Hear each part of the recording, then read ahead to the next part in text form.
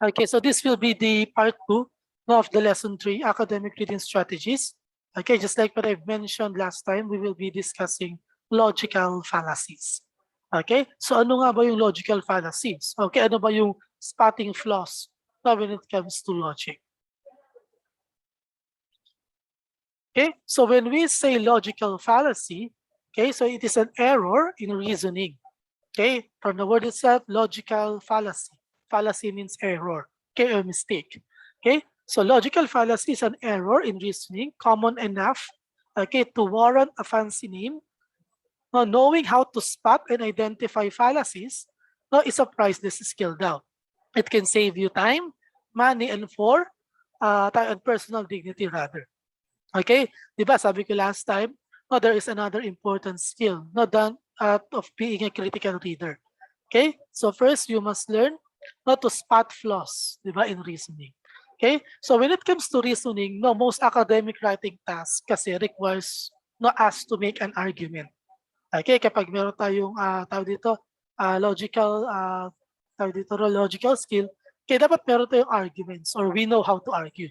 Okay, or to present reasons.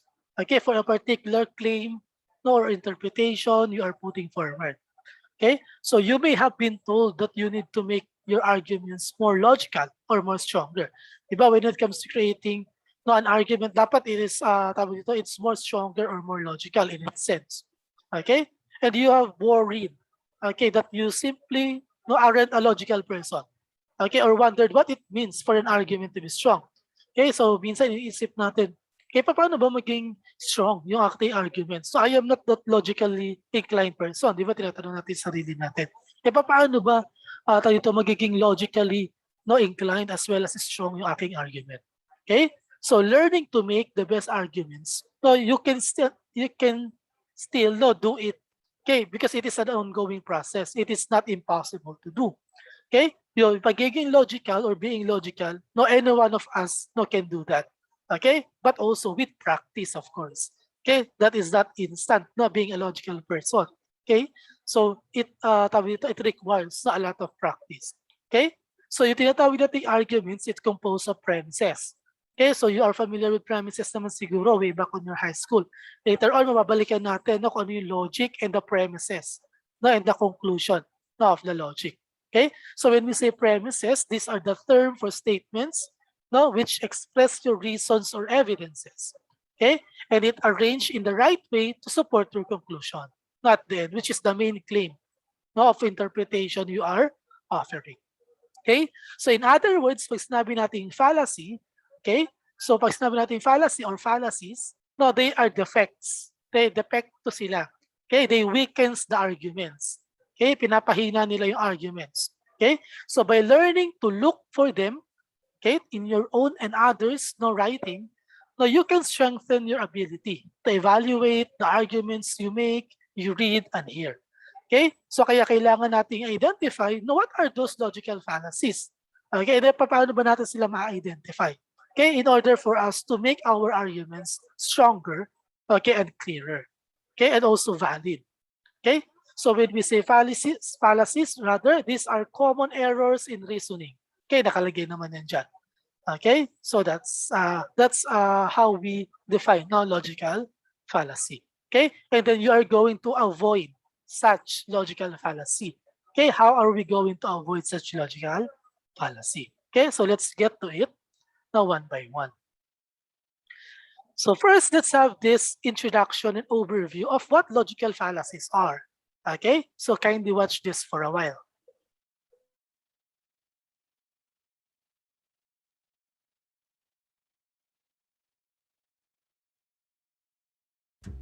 Vegetables are bad for you. After all, the dinosaurs ate plants, and we all know what happened to them. Let's pause for a moment. That argument was ridiculous, and that's because it contained a logical fallacy. A logical fallacy is any kind of error in reasoning that renders an argument invalid. They can involve distorting or manipulating facts, drawing false conclusions, or distracting you from the actual issue at hand. In theory, it seems like they'd be pretty easy to spot, but this isn't always the case. Sometimes logical fallacies are used intentionally to try and win a debate. In these cases, they're often presented by the speaker with a certain level of confidence, and in doing so, they're more persuasive. If they sound like they know what they're talking about, we're more likely to believe them, even if their stance doesn't make complete logical sense. One common logical fallacy is the false cause. This is when someone incorrectly identifies the cause of something. In my argument, Okay, so the video, no, the speaker saying now is the types of logical fallacies.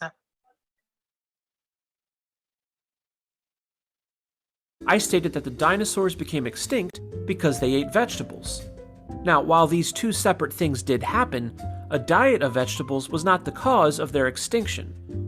Maybe you've heard false cause more commonly represented by the phrase, correlation does not equal causation, meaning that just because two things occurred around the same time, it doesn't mean that one caused the other. A straw man is when someone takes an argument and misrepresents it so that it's easier to attack. For example, let's say Callie is advocating that sporks should be the new standard for silverware since they're more efficient. Madeline responds that she's shocked Callie would want to outlaw spoons and forks and put millions out of work at the fork and spoon factories. A straw man is frequently used in politics in an effort to discredit another politician's views on a particular issue. Begging the question is a type of circular argument where someone includes the conclusion as a part of their reasoning. George says, "Ghosts exist because I saw a ghost in my closet." His conclusion is ghosts exist. His premise also assumes that ghosts exist. Rather than assuming that ghosts exist from the get-go, George should be using evidence and reasoning to prove that they exist. The false dilemma, or false dichotomy, is a logical fallacy where a situation is presented as being an either-or option, when in reality there are more possible options available than just the chosen two. Rebecca rings the doorbell, but Ethan doesn't answer. She then thinks, "Oh, Ethan must not be home." Rebecca posits that either Ethan answers the door or he isn't home. In reality, he could be sleeping, doing some work in the backyard, or taking a shower. Most logical fallacies can be spotted by thinking critically. Make sure to ask questions. Is logic at work here, or is it simply rhetoric? Does their proof actually lead to the conclusion they're proposing? By applying critical thinking, you'll be able to detect logical fallacies in the world around you and prevent yourself from using them as well. Okay, so that is what we call logical fallacies. So those are some types of logical fallacies, and we are going to discuss it one by one. Okay, so that is just an overview, of what are those kinds of logical fallacies. Okay, so let's proceed. Okay, so let's have first what we call sound reasoning. Okay, so sound reasoning is used every day. Okay, in fact, we make decisions and judgments based on sound reasoning. Okay, even in the most insignificant thing we do for the day. Okay, so there are two well-known types of sound reasoning. So this is what we call deductive reasoning and inductive reasoning. Okay, so let's differentiate the two. Ano yung pinagkaiba ni deductive reasoning kay inductive reasoning? Okay, before we define that two, let's have this first introduction of inductive and deductive reasoning.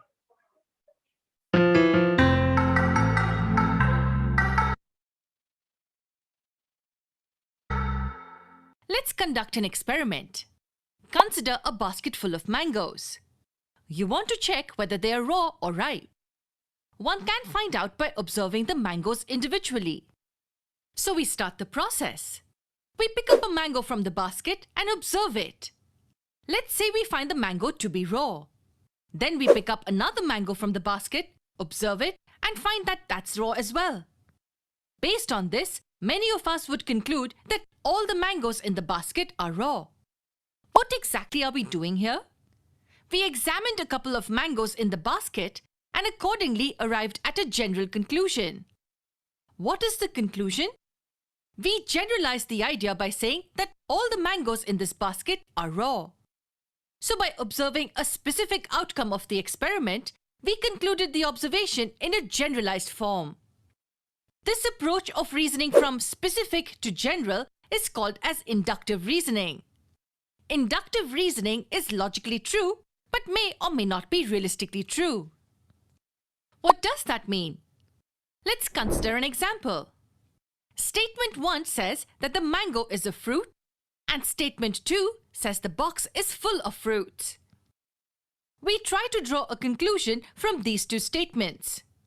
From these statements, we draw the conclusion that the box is full of mangoes. Here, statements 1 and 2 are true, but the conclusion drawn, although logically true, can be false if the basket contains any other fruit apart from mangoes. It's logically true, but not definitely true. So that was inductive reasoning. On the other hand, we have deductive reasoning, where the approach is from a general argument to a specific conclusion. And unlike inductive reasoning, deductive reasoning is always true. For example, statement 1 says that all mangoes are fruits, and statement 2 says that all fruits have seeds.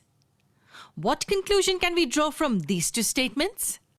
We can draw a conclusion saying mangoes have seeds. Here statements 1 and 2 are true, and the conclusion will also always be true. All mangoes have seeds.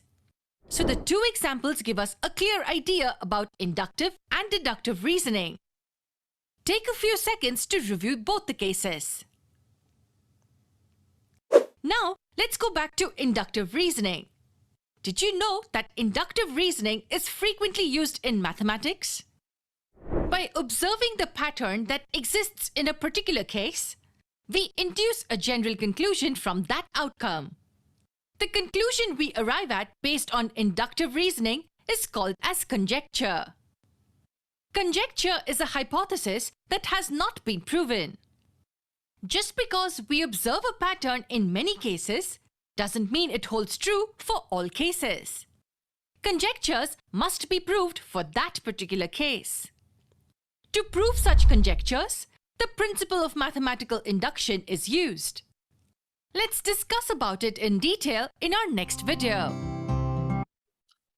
Okay, so that is what we call inductive reasoning and deductive reasoning. Now, deductive reasoning, logically true and realistically true. Now, inductive reasoning, on the other hand, is logically true but not realistically true. Okay, so let's get to it one by one. Okay, let us first discuss deductive reasoning. Okay, from the statement itself, deductive reasoning, general to specific. Tatandaan natin, general to specific. Okay, general statement to specific one. Okay, so this is an inverted pyramid. Okay, so requires one to start with a few general ideas called premises. Okay, and apply them to a specific situation based on the video earlier.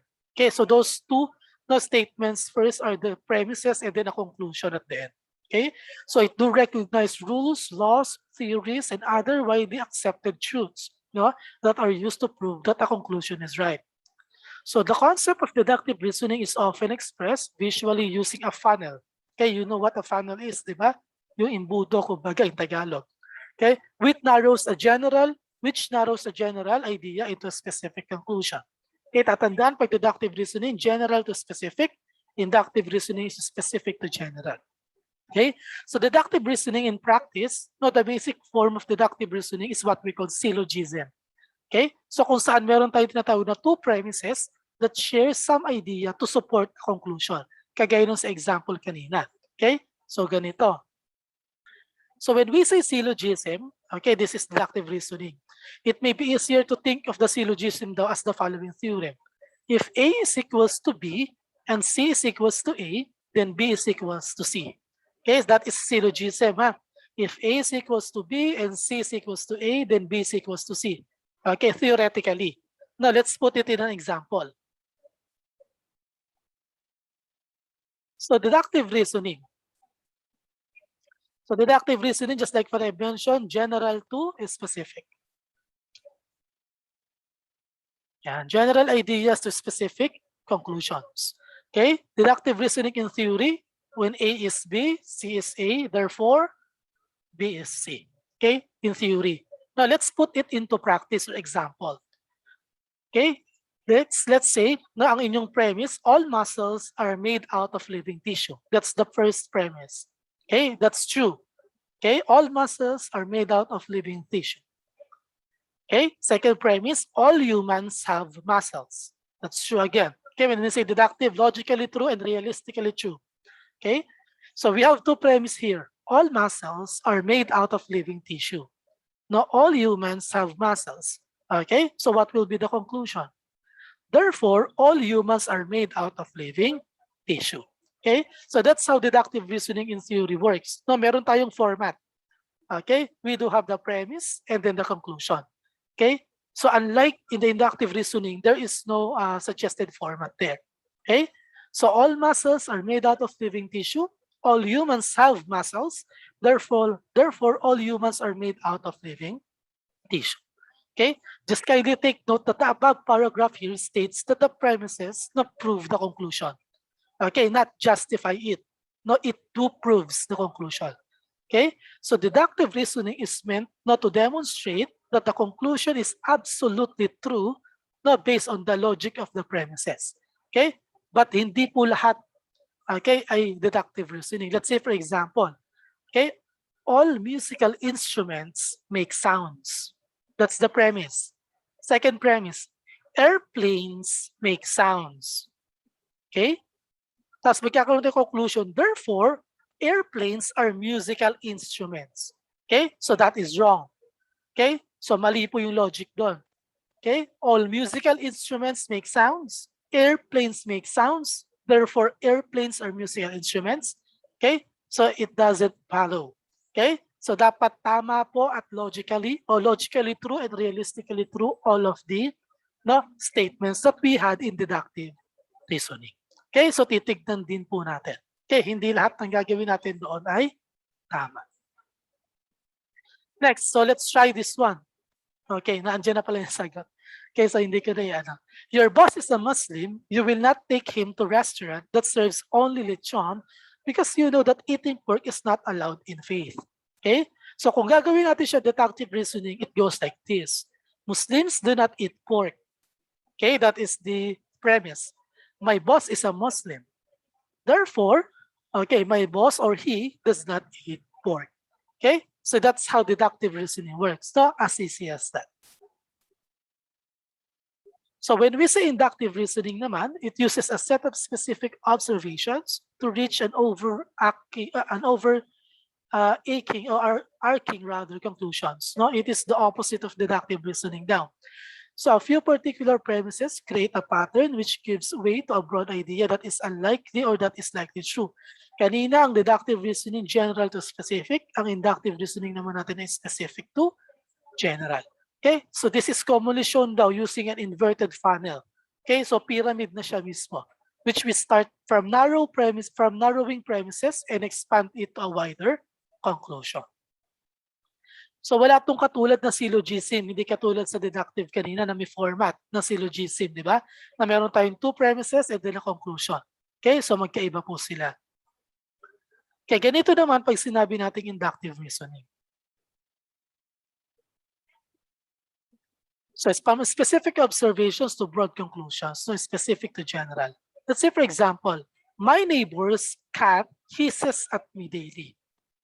At the pet store, all the cats hiss at me. Therefore, all cats probably hate me. Okay?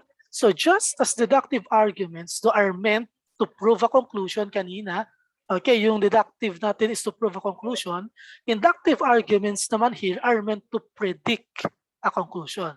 Okay? Deductive to prove a conclusion, inductive is to predict lang a conclusion.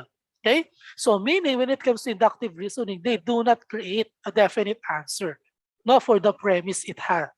Okay, so but they try to show that the conclusion is the most probable, one given the premises. Okay, kaya probability lang to. Okay, so in the above example, there are several factors to consider that might contribute for a cat to react toward the arguer. Okay, so hindi lang naman dahil hate siya.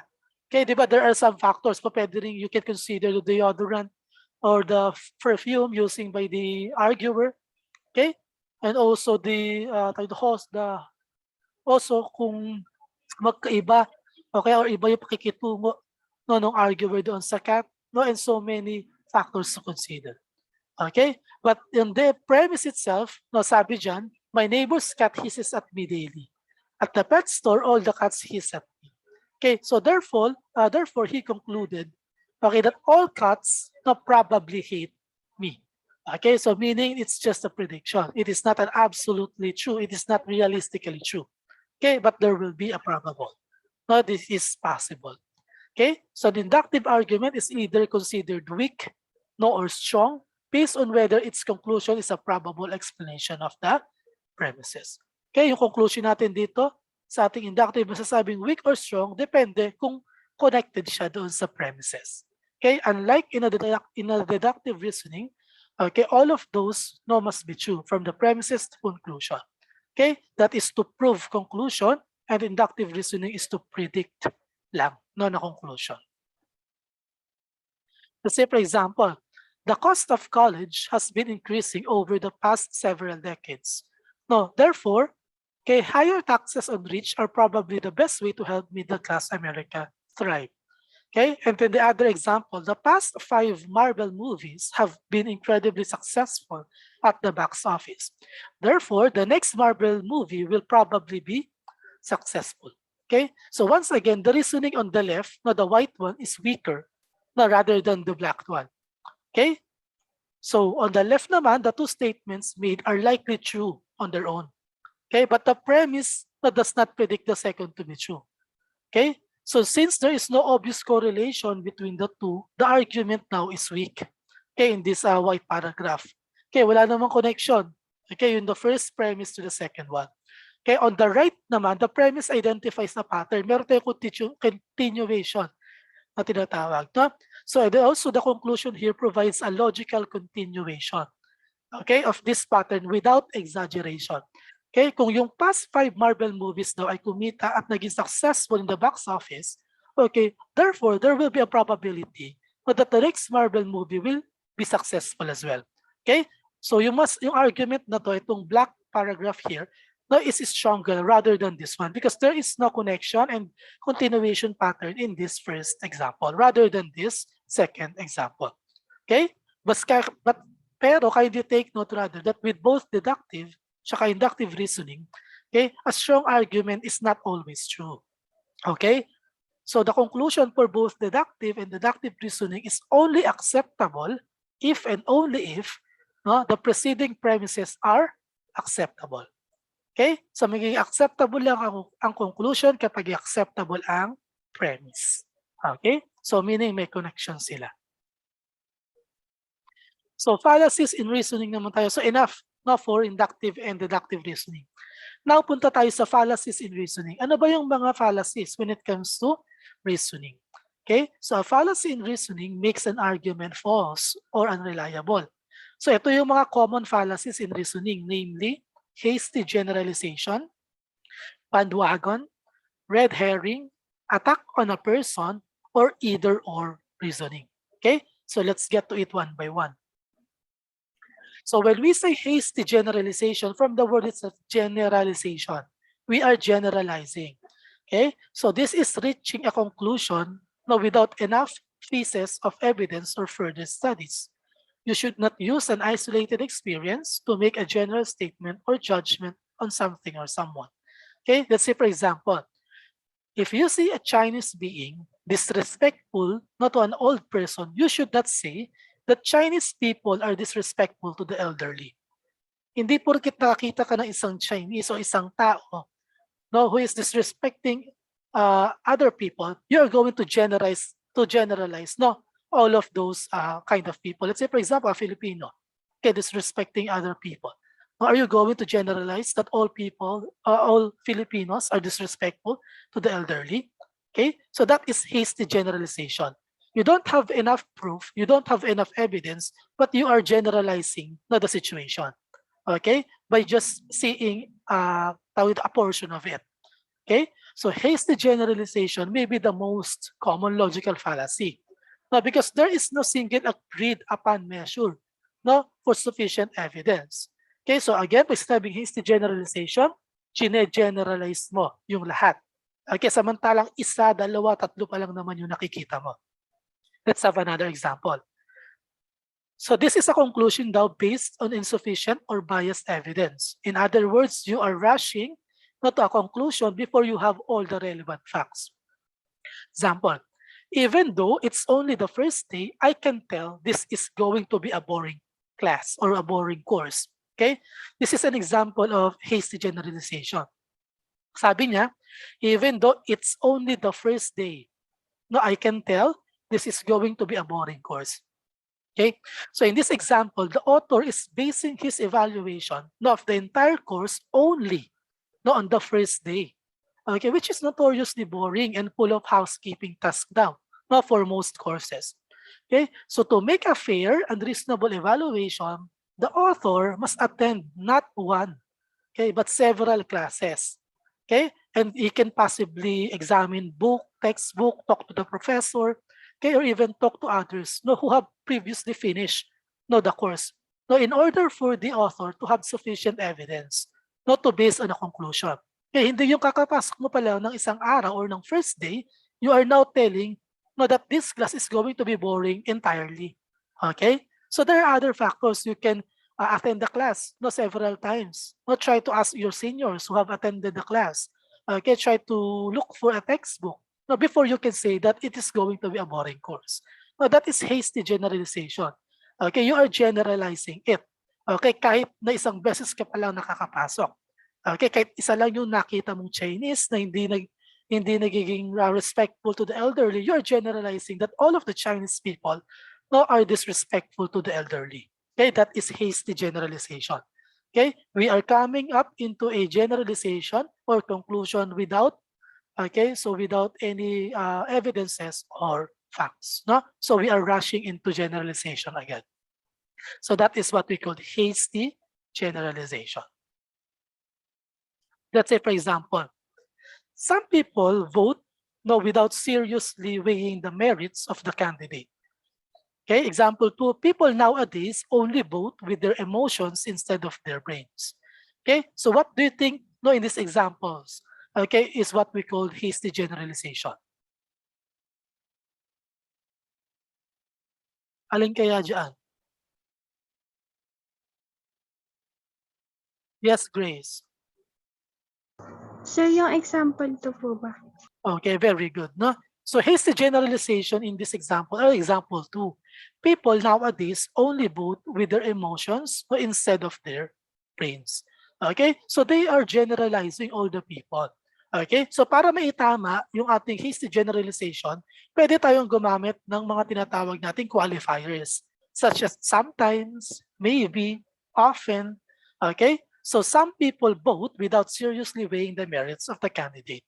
Okay, you are not generalizing all the people. Okay, so in this example number 2, you are using hasty generalization. Okay, that is a flaws when it comes to being logical. Okay, another example, let's say your claim is Apple computers are the most expensive computer brand. Okay, how about the other brands? Okay, paano kung meron pang mas mahal? Okay, or meron pang mas expensive rather than Apple? Okay, so a much safer claim should be Apple computers are more expensive than many other computer brands. Okay, hindi yung Apple computers are the most expensive computer brand. Okay, so there will be other kasi na computer brand that is expensive. Okay, so regardless of what brand it is. Okay, so that is what we call hasty generalization. Enough for hasty generalization. Let's go now to bandwagon o yung tinatawag nating ad populum. Okay, bandwagon, you're familiar with this. Let's say for example, usually nagagamit siya into kapag NBA finals na. Okay, so sabi bandwagon daw. Bakit? Kasi nandun siya sa nakararami. Okay, so kaya tinatawag na bandwagon. Okay, so in Latin word, it is what we call ad populum. Okay, So this is a reasoning based on popularity rather than on scientific evidence or facts. Okay, so popularity rather than facts. Okay, so this gives one a feeling of, example to, you are the only one not doing it. So why not join now? Okay, so sabi, ikaw na lang daw yung hindi gumagawa nito, so bakit ka hindi sumali? Okay, just like what I mentioned, it came from the Latin name, no? Ad populum, which means to the people. Kaya ad populum, not to the people. So there are several versions of ad populum fallacy. Okay, but in all of them, no, the arguer takes advantage of the desire of most people have to be like, no, and to fit with others, no, and uses that desire, no, to try to get the audience, no, to accept his or her argument. So one of the most common version is the bandwagon fallacy, no, kung saan the arguer tries to convince the audience, no, to do or believe something because everyone else, no, are doing it. Okay, so bandwagon fallacy assumes that something is true because other people agree with it. Okay, a couple different fallacies can be included under this label, since they are often indistinguishable naman in practice. But again, when we say bandwagon, no, it assumes something is true, okay, because other people agree with it. Okay, kasi marami yung gumagawa, okay, kaya akala natin tama. Okay, pero hindi lahat, no, ng nakararami ay tama. Okay, let's say for example, so this tactic daw is common among advertisers. Okay, you know, you are familiar with the commercials, right? Okay, so if you want to be like Mike, okay, Michael Jordan, yan. If you want to be like Mike, you'd better eat your Wheaties.